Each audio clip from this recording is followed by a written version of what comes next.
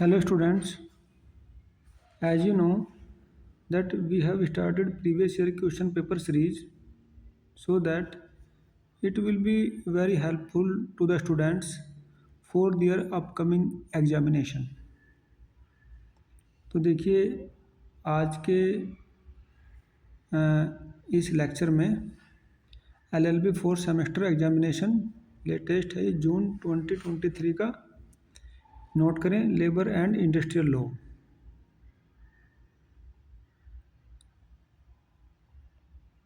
Very short पे औद्योगिक विवाद अधिनियम के अंतर्गत कर्मकार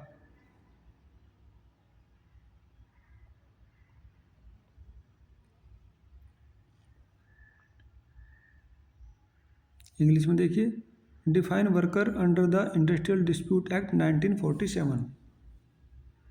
क्वेश्चन नंबर 2 नोट इट। औद्योगिक विवाद अधिनियम 1947 के अंतर्गत राष्ट्रीय न्यायालय का क्या क्षेत्राधिकार है? What is the jurisdiction of national tribunal under the industrial dispute act 1947। 3 किन परिस्थितियों में हड़ताल अवैध होती है? Under what circumstances a strike is illegal. एक पंजीकृत व्यवसाय संघ के विशेषाधिकार क्या है?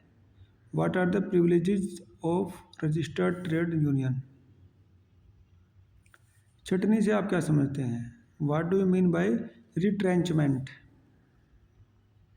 6 औद्योगिक विवाद अधिनियम 1947 के अंतर्गत उद्योग क्या है?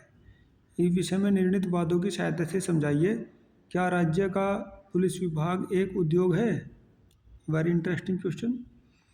What is industry with in the meaning of industrial dispute act 1947। Discuss with the help of decided cases on this point.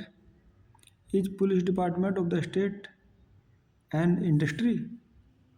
इसको अच्छे से बनाइएगा, नया क्वेश्चन है। क्वेश्चन नंबर 7 देखिए। श्रम कानून मजदूर को आर्थिक एवं सामाजिक न्याय दिलाने का साधन है। क्या आप इस कथन से सहमत हैं? यदि हाँ तो क्यों? Labour legislation is a means to secure economic and social justice. Do you agree with this statement? If yes then why. Question number 8 note it. नियोजक की परिसीमाओं के भावनात्मक प्रसारण के सिद्धांत का उल्लेख कर्मकार प्रतिक्रिया अधिनियम 1923 के अंतर्गत दीजिए। देखिए अब तक इसमें दो एक्ट आ गए, एक तो 1947 वाला और एक 1923 वाला, दोनों को याद रखना। श्रम कानून मजदूर को आर्थिक, ये तो हो गया, that is the next. Explain the doctrine of national extension of employers premises under workman compensation act 1923।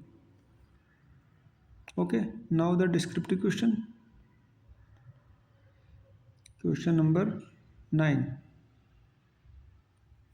Discuss the liability of the employer to pay compensation under the Workman Compensation Act 1923. In what cases is the employer not liable to pay compensation to workman? कर्मकार प्रतिकर अधिनियम 1923 के अंतर्गत प्रतिकर हेतु नियोजक के उत्तरदायित्व का वर्णन करो। किन मामलों में नियोजक कर्मकार को प्रतिकर देने के लिए उत्तरदायी नहीं है? नाउ 10 औद्योगिक विवाद अधिनियम 1947। देखिए दो ही एक्ट पर डिस्कस हो रहा है, एक तो कर्मकार अधिनियम 1923 और ये दूसरा औद्योगिक विवाद अधिनियम 1947। इनको देखिएगा। औद्योगिक विवाद अधिनियम 1947 के अंतर्गत औद्योगिक विवादों के विभिन्न प्राधिकारियों को संदर्भित करने के संबंध में विधि का वर्णन करो। Discuss the law relating to reference of industrial dispute to various authorities under the industrial dispute act 1947। 11 देखिए। Discuss the power of prescribed authority regarding hearing and disposal of claims relating to wages under the Payment and Wages Act 1936। ये तीसरा अधिनियम आ गया। कौन सा है ये?